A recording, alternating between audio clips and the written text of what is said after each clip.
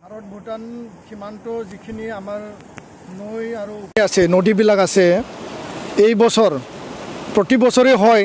প্ৰতি বছৰে গৰাখহনীয়া আৰু বানপানী ইয়াত সমস্যা আছে এটো মানে জল পটপট ৰাইজে ভুগি আছে তো এই বছৰ অধিক ৰূপত তীব্ৰ ৰূপত আই নদী এই বেকি আৰু ইফালে যিখিনি নদীবিলাক আছে এই নদীবিলাক গৰাখহনীয়া মাটি বাৰী লৈ যোৱা আমি অধিক দেখিবলৈ পাইছোঁ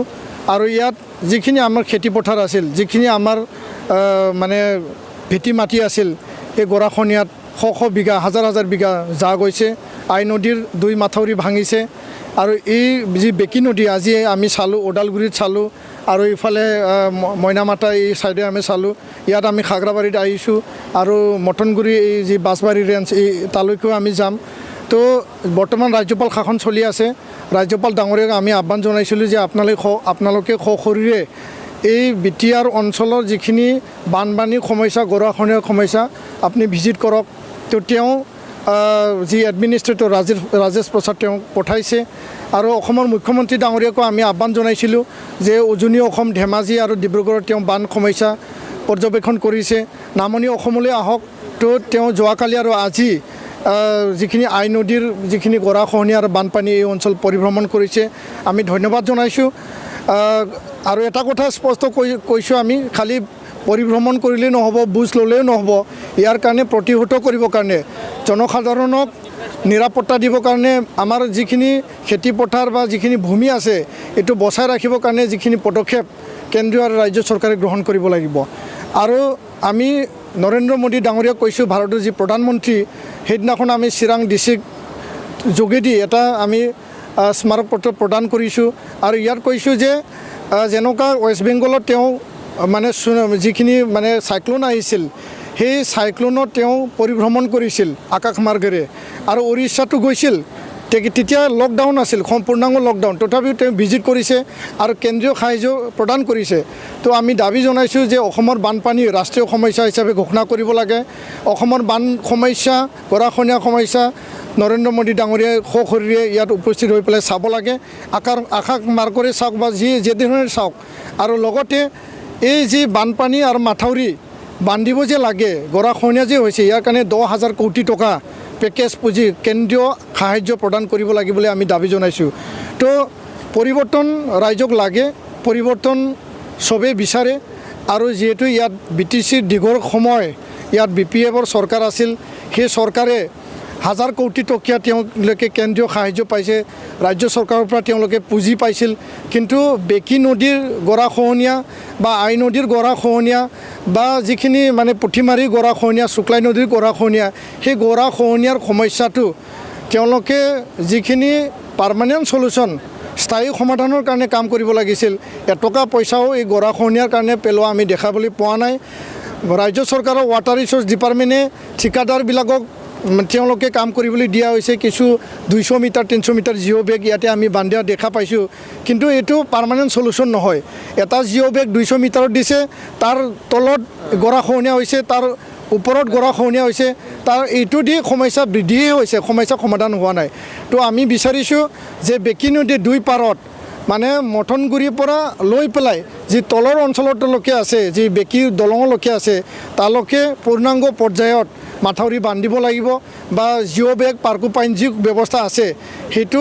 মানে টেকনিকেল এক্সপাৰ্টে ভালকৈ ছাৰ্ভে কৰি পেলাই এইটো সমস্যা সমাধান কৰিব লাগিব তেতিয়াহ'লে এই অঞ্চলত ৰাইজে সুৰক্ষিত জীৱন যাপন কৰিব পাৰিব তো BPF দল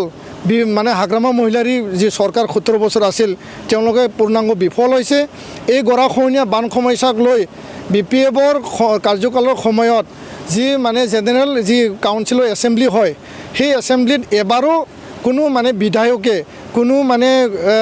EMA বা GMA তেওঁলোকে মানে MCLA উল্লেখ কৰা আমি দেখিবলৈ নাপালোঁ। কোনো প্ৰশ্ন কৰা নাই। ইয়াক লৈ হাগ্ৰামা মহিলাৰ খাম্পাবৰ্গাৰী কোনো দিনে আলোচনা কৰা নাই। তো আমি ভাবোঁ যে তেওঁলোকে ৰাইজৰ কাৰণে কেতিয়াও ভাবা নাছিল, কাম কৰা নাছিল। কাম কৰাত তেওঁলোকে ব্যৰ্থ হৈছে, ৰাইজক সুৰক্ষিত কৰাত তেওঁলোকে ব্যৰ্থ হৈছে। তো নিখিল বড়ো ছাত্ৰ সন্থা আমি স্পষ্টভাৱে কৈছোঁ যে BTR চুক্তিত যিবিলাক দফা আছে, BTR অধীনত যিখিনি উন্নয়নৰ পুঁজি আহিব,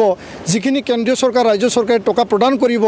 সেই যি মানে নদীৰ যি গৰাখহনীয়া আৰু বানপানী, এইটো পূৰ্ণাংগ পৰ্যায়ৰ পাৰ্মানেণ্ট ছেটেলমেণ্টৰ কাৰণে, পাৰ্মানেণ্ট সলিউশ্যনৰ কাৰণে, স্থায়ী সমাধানৰ কাৰণে নিখিল বড়ো ছাত্ৰ সন্থা আহি থকা সময়ত যি পৰিৱৰ্তনৰ চৰকাৰ হ'ব, যি নতুন চৰকাৰ হ'ব, চুক্তি চাকৰকাৰীবিলাকে যি চৰকাৰ বনাবলৈ গৈ আছে, সেই চৰকাৰক আমি হেঁচা দি পেলাই, সেই চৰকাৰক আমি আলোচনা কৰি পেলাই কেন্দ্ৰীয়ৰ পৰা সাহায্য আনি ইয়াৰ কাৰণে পাৰ্মানেণ্ট সলিউশ্যন যাতে স্থায়ী সমাধান দিব পাৰোঁ, ৰাইজক সুৰক্ষিত কৰিব পাৰোঁ, ইয়াৰ কাৰণে আমি নিশ্চয় কাম কৰিম। আৰু এই সমস্যাক লৈ আমি সদায় চিন্তিত। আৰু ইয়াৰ কাৰণে আজিৰ তাৰিখত সেই দুমাহ সময় যি বাৰিষা আছে, কেন্দ্ৰীয় চৰকাৰ ৰাজ্য চৰকাৰে ইয়াৰ কাৰণে টেম্পৰাৰী যিখিনি ব্যৱস্থা কৰিব লাগে, যিখিনি মানে খহনীয়াত মাটি জাগ হৈ আছে, এইটো বন্ধ কৰাৰ কাৰণে যিখিনি পদক্ষেপ ল'ব লাগে কেন্দ্ৰীয় আৰু ৰাজ্য চৰকাৰে লোৱাটো উচিত বুলি আমি আজি এই স্থানৰ পৰা আমি কেন্দ্ৰীয় আৰু ৰাজ্য চৰকাৰক আমি আহ্বান জনাইছোঁ। তো তেখেতৰ নেতৃত্বত যদি চৰকাৰ হয়, সঁচাকৈ পৰিৱৰ্তন বা সমন্বয় আহিব বুলি ভাবে নেকি? নাই, প্ৰমোদ বড়ো ডাঙৰীয়া নিখিল বড়ো ছাত্ৰ সন্থাক নেতৃত্ব দিছিল। আৰু এই অঞ্চলত যি অশান্তি এটা পৰিৱেশ আছিল, গণতান্ত্ৰিক আন্দোলন আৰু লগতে সশস্ত্ৰ যি আন্দোলন, সকলো একগোট হৈ পেলাই NDB এপছু সকলো ৰাইজৰ সকলো জাতি জনগোষ্ঠীক একেলগে লৈ পেলাই BTR অঞ্চলৰ উন্নয়ন সাধিবৰ কাৰণে, এই অঞ্চলৰ অনুষ্ঠান প্ৰতিষ্ঠান স্থাপন কৰিবৰ কাৰণে, সেই অঞ্চলৰ যিখিনি জলাঞ্জলিত হৈ থকা সমস্যা, গৰাখহনীয়া, বানপানীৰ সমস্যা, নিবনুৱাৰ সমস্যা, যিখিনি মানে আমাৰ দৰিদ্ৰ দুখীয়া ৰাইজৰ যিখিনি সমস্যা আছে, সমাধান কৰাৰ কাৰণে প্ৰমোদ বড়ো ডাঙৰীয়া আজি UPPL দলৰ সভাপতি হৈ তেওঁ নেতৃত্ব দি আছে। আৰু তেওঁ যিহেতু এজন ছিগনেটৰী স্বাক্ষৰকাৰী আৰু গোবিন্দ বসুমতাৰী যিহেতু এজন স্বাক্ষৰকাৰী দলত তেওঁলোকে আছে, তো আমি ভাবোঁ যে BSc চুক্তিৰ সময়ত চানচুমাক যেনেকুৱা ৰাইজে এটা মানে মেণ্ডেট দিছিল, BTC চুক্তিৰ পিছত হাগ্ৰামা মহিলাৰীকে ৰাইজে ইয়াত অধিষ্ঠিত কৰিছিল যে আপুনিয়ে চলাওক। তো তেওঁক অধিক সময় দিয়া হ'ল, 17 বছৰ তেওঁক দিয়া হ'ল। তো ৰাইজে এইবাৰ ভাবিছে যে নতুন দল, নতুন মানুহ, নতুন নেতা লাগে। আৰু যোৱাবাৰ যিবিলাক কাম নহ'ল, যিবিলাক কামৰ তেওঁলোকে ফেইলাৰ দেখুৱালে, তো ইয়াৰ কাৰণে ৰাইজে পৰিৱৰ্তন বিচাৰিছে। তো আমি ভাবোঁ যে ছ'চিয়েল মিডিয়াত যিবিলাক অপপ্ৰচাৰ, যিবিলাক ভুৱা প্ৰচাৰ হৈ আছে, সেইবিলাক নিৰ্বাচনৰ সময়ত আহে। আৰু এইবিলাক যদি সঁচাকৈ এইবিলাক কথা সঁচা আছিল, তেতিয়াহ'লে সেই সময়তে কিয় তেওঁলোকক বা এপছুক কিয় ৰাইজে জবাবদিহি নকৰিলে, কিয় প্ৰশ্ন নকৰিলে? আজি গাহৰি খোৱাৰ সময় মানে কথা উল্লেখ কৰিছে, তেওঁ ভাষণ দিছিল মানে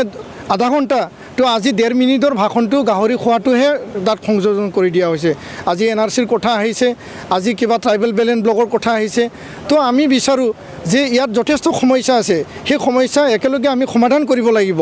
আৰু নিখিল বড়ো ছাত্ৰ সন্থা আমি স্পষ্টকৈ কৈছোঁ, আমি কোনো জাতি জনগোষ্ঠী আমি বিৰুদ্ধে আন্দোলন কৰা নাছিলোঁ, পিছতেও আমি নকৰোঁ। আমি আমাৰ যি অধিকাৰ আছে, এই অঞ্চলৰ উন্নয়নৰ কাৰণে আমি চৰকাৰকহে দাবী জনাই আহিছোঁ। তো ইয়াৰ কাৰণে ইয়াত যিবিলাক অপপ্ৰচাৰ, ভুৱা প্ৰচাৰ প্ৰমোদ বড়োৰ ওপৰত আনিছে, সেইবিলাক মিছা বুলি আমি মানে ক'ব বিচাৰোঁ। কাৰণ এই ভুৱা প্ৰচাৰ, অপপ্ৰচাৰবিলাক নিখিল বড়ো ছাত্ৰ সন্থা সভাপতি হৈ থকাত তেওঁৰ ওপৰত মানে যিবিলাক বক্তব্য প্ৰদান কৰিছে যে তেওঁ এইবিলাক মানে কৈছিল, সেইটো সকলো মিছা। আৰু নিখিল বড়ো ছাত্ৰ সন্থা কেতিয়াও কোনো জাতি জনগোষ্ঠীৰ বিৰুদ্ধে বা ধৰ্মৰ বিৰুদ্ধে আমি কাম কৰি অহা নাই, পিছলৈও নকৰোঁ। যিবিলাক সঁচা, এই সঁচা পথত, সঁচা স্বাৰ্থত, ৰাইজৰ স্বাৰ্থত আমি কাম কৰি আহিছোঁ আৰু কাম কৰি যাম।